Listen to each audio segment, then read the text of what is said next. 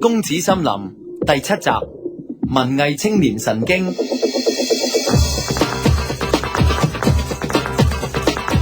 上次講到我要上劉一刀屋企攞翻佢冇俾我嘅 file， 點知喺佢屋企門口就遇到佢所講嘅好純嘅武小姐阿娟。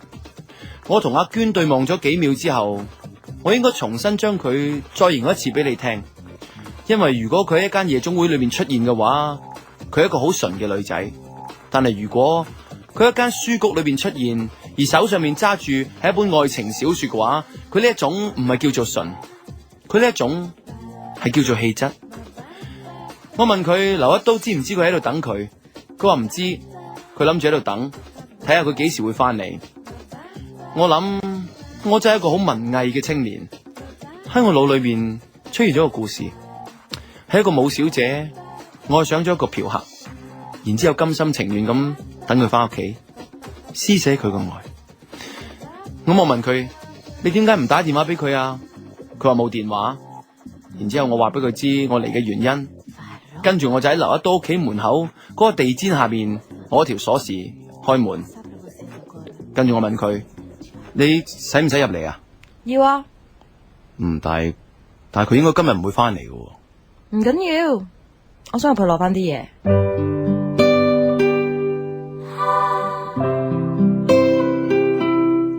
我文藝青年嘅神經又再次發作，我諗會唔會呢個武小姐係想翻入去劉一刀張床度揾翻佢哋之間嘅氣味，然之後自憐一番自己嘅身世。而同一時間，另一個男人即係我啦，就坐咗喺廳嘅梳化度，亦都好自卑咁問個天，點解我永遠遇唔到啲咁嘅愛情故事？唔好諗埋啲無謂嘢。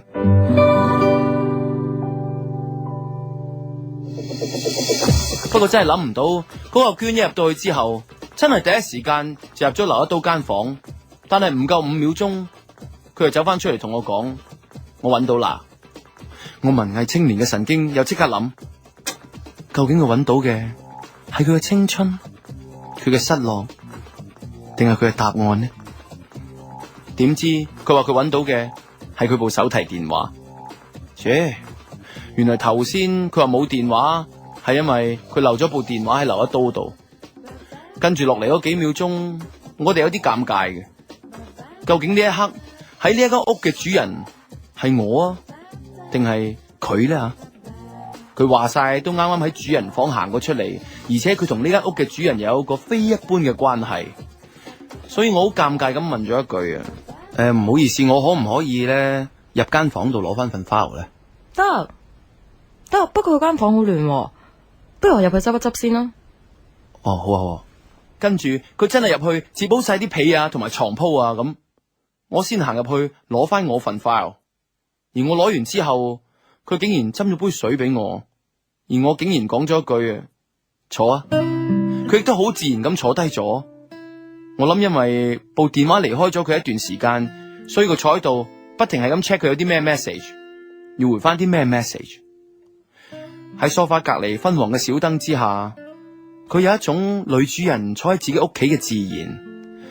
佢好自然咁翹起隻腳，縮咗喺梳化上面，好自然咁撥弄佢嘅長裙，好自然咁睇佢嘅短信。我感覺到呢度真係佢嘅主場，而且佢打算喺度等劉一刀翻嚟，所以我決定我先離開。不過我離開嘅時候，我打咗個電話俾劉一刀，我話咗俾佢聽，佢其中一個飯盒阿娟喺屋企等佢。然之後佢就講晒粗口，好嬲咁話佢知道咗啦，因為佢已經收到阿娟嘅短信。佢話嗰阿娟黐線嘅，因為嗰阿娟同佢講話中意咗佢，好掛住佢。跟住佢再鬧多咗阿娟一次黐線。原來我呢個文藝青年嘅神經冇錯到，呢個愛情故事竟然真係發生喺我面前。唯一可惜嘅係點解我唔係個男主角呢？而個男主角係喺度不停爆粗，搞到件事好唔浪漫。就算最爛達達嘅秋天的童話，但係講到愛嗰一刻，船頭尺都唔會鬧中錯紅啦。唉，跟住我就落樓下食咗杯濃度5.0嘅北海道牛奶雪糕。我望住間雪糕店張 poster 上面嗰隻乳牛，可能佢一隻乳牛嘅關係，我喺佢身上面感受到一份母愛。不過我諗更大嘅原因係我手上邊呢一杯5.0濃度嘅軟雪糕，令我感覺到呢一份母愛係嚟自呢一隻乳牛。嗱，同你講下啲軟雪糕，平時啲濃度3點幾嘅軟雪糕已經好濃郁噶啦，但係喺我手上邊呢一杯5.0嘅北海道軟雪糕，就直情能夠俾我感覺到愛。喺呢一刻，我突然間覺得有人比我更加需要呢一杯軟雪糕，需要呢一份愛，所以我就買多咗一杯軟雪糕，翻去劉一刀屋企，去請阿娟食呢一杯軟雪糕。冇其他原因，冇其他企圖，只係好想請佢食一杯濃度5.0嘅軟雪糕，俾佢感受下嗰一份愛。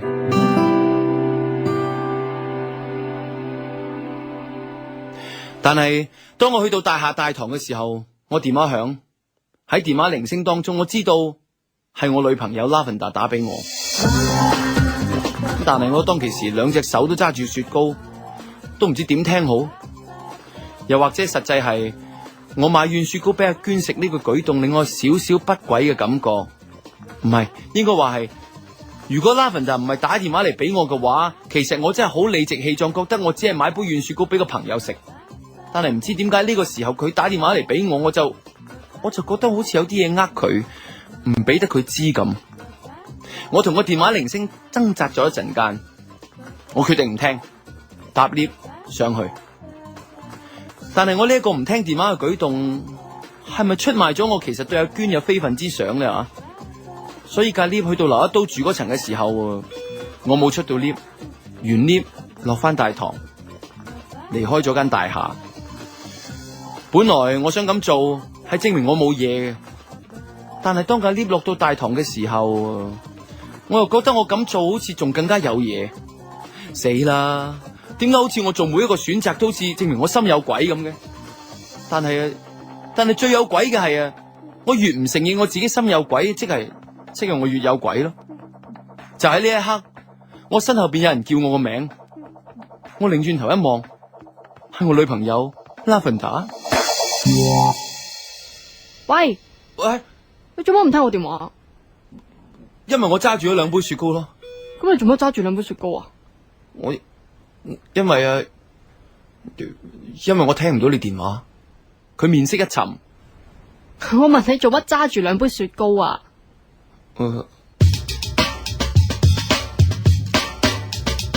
其實當其時我腦裏邊有好多答案，包括1牙痛，2 2杯雪糕一個價錢啊嘛，抵啊。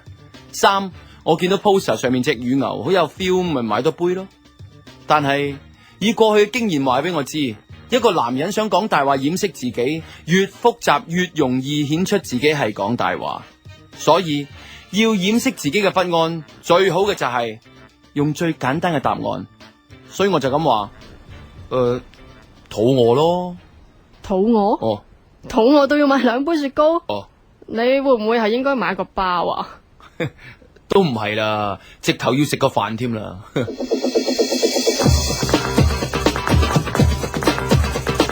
就係咁，嗰晚我就同佢去咗打邊爐，我哋嗌咗碟肥牛，而喺牆上面嗰張 poster 知道呢一碟肥牛係嚟自澳洲嘅，而火鍋店嗰張 poster 令我諗翻起北海道雪糕店 poster 上面嗰隻乳牛，一隻係嚟自北海道，一隻係嚟自澳洲，兩隻都係同行做 model 俾人影相，一隻每日不停俾人揸奶，一隻每日不停享受好食好住，去到最後俾人劏。呢啲咪就係命咯。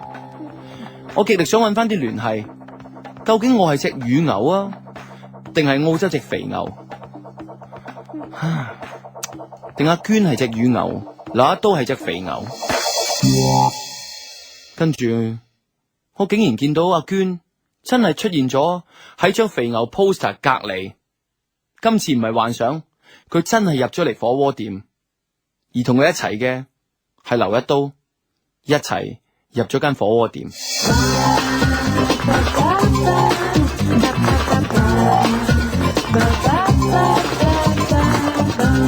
公子森林第7集，文藝青年神經。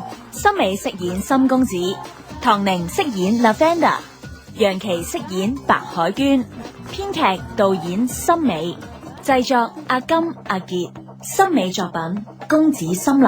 公子森林第7集，文藝青年神經完。